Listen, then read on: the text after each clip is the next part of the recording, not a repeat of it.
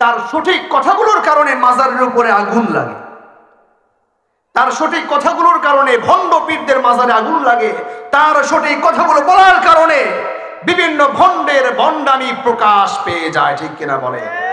এই জন্য সে ঘোষণা দিয়েছে 10 লক্ষ টাকা পুরস্কৃত করব যদি মিজানুর রহমান আজহারীর গলা আমাদেরকে দিতে পারেন।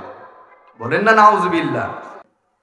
এমন অনেক ঘটনা আছে, বাবা মা নিজের সমস্ত সহায় সম্পত্তি, এমনকি ভিটা বাড়ি পর্যন্ত, ভিটা বাড়ি যেটা ছিল এটাকে পর্যন্ত বন্ধক রেখে ছেলেকে বিদেশ পাঠিয়ে লয়ার বানিয়েছে, উকিল বানিয়েছে, জজ বানিয়েছে, ইঞ্জিনিয়ার বানিয়েছে, ফলাফল হলো 0, পোলা হয়ে গেছে হিরো।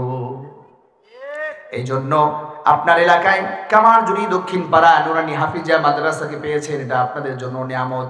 ছেলেদেরকে পাঠাবেন, এরপরে ডাক্তার ইঞ্জিনিয়ার যাই বানান কোনো সমস্যা নাই, ফার্স্ট টাইম কোথায় দিবেন? মাদ্রাসায় দিবেন। আপনারাও নিজেরাও কোরআন থেকে শিখবেন, তাহলেই বরকত হবে ইনশাআল্লাহ। কারণ কোরআনের কাছে রয়েছে সমস্ত কিছু সমাধান। সমাধান চাও যদি জীবনে মরণে, ফিরে যাও দেখে নাও চোখ রাখো কোরআনে। সমাধান, ও সমাধান, তবেই পাবে সুখ শান্তির ঠিকানা, যদি মেনে নাও তুমি মনে প্রাণে। সমাধান, ও সমাধান, ঠিক কিনা বলেন? এজন্য সমাধান কোথায় রয়েছে? কোরআনের কাছে। আপনাকে কোরআনের কাছে যেতে হবে, তাহলেই সমাধান পেয়ে যাবেন। যদি না যান তাহলে সমাধান পাবেন না। এরপরে এই যে আমাদের জুলুমের অনেক হিস্টোরি আছে, কোনটা রেখে কোনটা বলবো।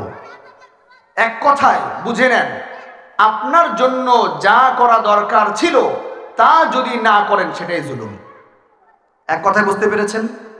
আপনার জন্য যা করা দরকার ছিল তা যদি না করেন সেটাই জুলুম। যেমন আমাদের বর্তমান সময়ের স্কুলের অনেক ভিডিও ফুটেজ বের হয়েছে, স্কুলের ছেলেরা তাদের টিচারদের উপর হাত তুলেছে। এইরকম হিস্টোরি মাদ্রাসায় আলহামদুলিল্লাহ নাই, আমি দেখি নাই।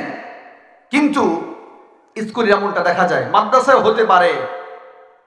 আপনারা যারা অভিভাবক, অসচেতন অভিভাবক আছেন, যারা জালেম অভিভাবক আছেন, তাদের জন্য হবে। রাগ করতেছেন?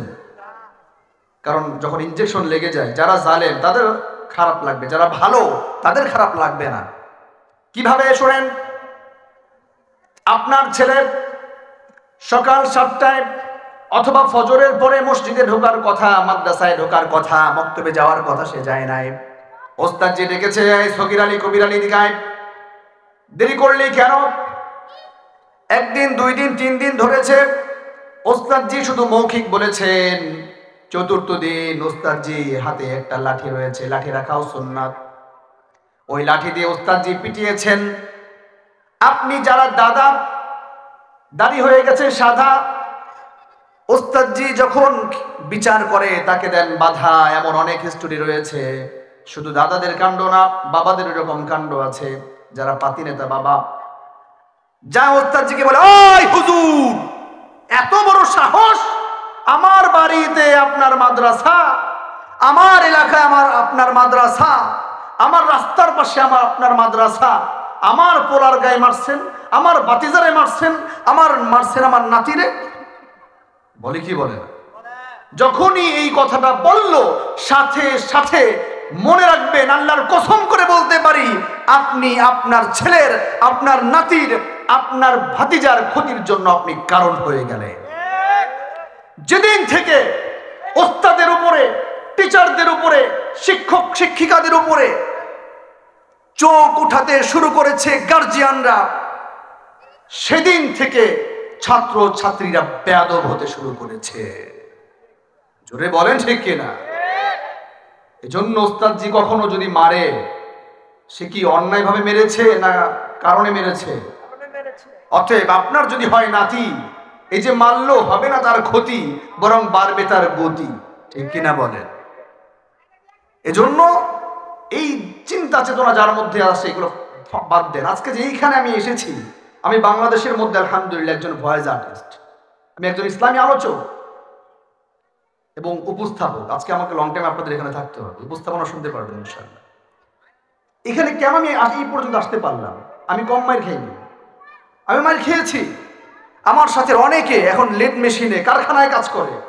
আলহামদুলিল্লাহ, আমি আপনাদের সামনে বসে দুইটা কথা বলার মতো সুযোগ পাচ্ছি, বাংলাদেশ জুড়ে বিভিন্ন জায়গায় যাওয়ার মতো সুযোগ পাচ্ছি।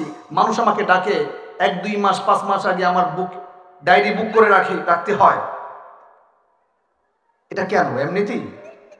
আমার মা আমি যখন ছোট, আমার মা গোসল করাতে গিয়ে মা কান্না শুরু করে দিয়েছে।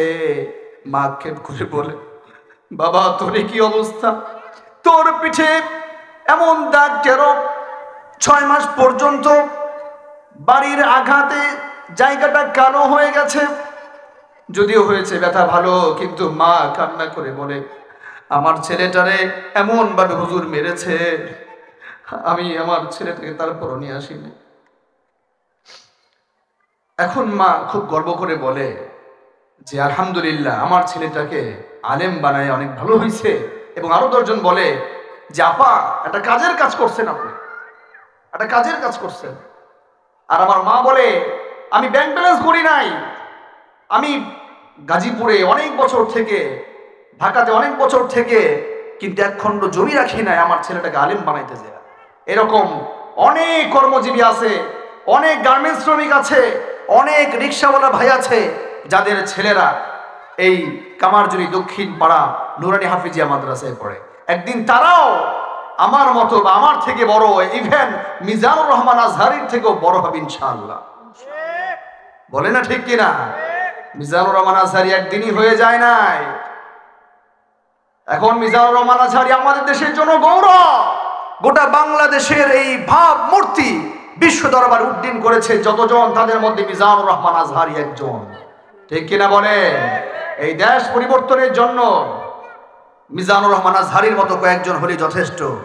কিন্তু কিছু মানুষ, এদের মধ্যে হিংসা জাগে। হাই হাই, মিজানুর রহমান আজহারি এই মাত্র 2 দিন আসছেই লক্ষ লক্ষ মানুষের সমাগম, এইটা কেমনে? এই হিংসার কারণে আজকে একটা ভিডিও দেখতেছিলাম, অনলাইন 74 এর প্রোপাইটার, সে আমাকে একটা লিঙ্ক পাঠালো। আমি দেখলাম সেখানে একজন আমাদের মতো লেবাসদারি, সে বলতেছে মিজানুর রহমান আজহারি শয়তান। বলে নাউজুবিল্লাহ। কি শয়তানি করছে? তোমার বাড়ি কি টাকা চুরি করছে না মুরগি চুরি করছে? শয়তান কইলাকে। কারণ তার সঠিক কথাগুলোর কারণে মাজারের উপরে আগুন লাগে, তার সঠিক কথাগুলোর কারণে ভণ্ড পীরদের মাজারে আগুন লাগে, তার সঠিক কথাগুলো বলার কারণে বিভিন্ন ভণ্ডের ভণ্ডামি প্রকাশ পেয়ে যায়। ঠিক কিনা বলে? এই জন্য সে ঘোষণা দিয়েছে 10 লক্ষ টাকা পুরস্কৃত করব যদি মিজানুর রহমান আজহারির গলা আমাদেরকে দিতে পারেন। বলেন না নাউজুবিল্লাহ। আমি বলি, সে এমন দৃষ্টান্ত দেখিয়েছে, বর্তমান সময় তার তো যাবজ্জীবন কারাদণ্ড হওয়া দরকার। মিজানুর রহমান আজহারি এখন পর্যন্ত চুপ রয়েছে, এটা সর্বোচ্চ পর্যায়ের ধৈর্যের সীমা দেখিয়েছে। উনি আমার ভাইও না, উনি আমার নানাতো ভাই, খালাতো ভাই, চাচাতো ভাইও না, কিন্তু আমি একজন স্কলার, আমি একজন আলোচক, উনি একজন আলোচক, উনি আমাদের থেকে সিনিয়র।